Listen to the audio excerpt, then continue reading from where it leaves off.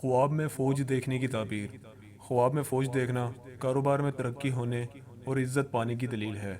اگر دیکھیں کہ فوج میں بھرتی ہوا ہے تو دلیل ہے کہ لمبا سفر کرے گا جس سے فائدہ کم ہوگا، اور اگر فوج کو لڑتا دیکھیں تو یہ رزق اور دولت کے عام ہونے اور خلقت انسانیت کے بارام ہونے کی دلیل ہے، اور اگر فوج کو ہارتا ہوا دیکھیں تو یہ قحط پڑنے کی علامت ہے۔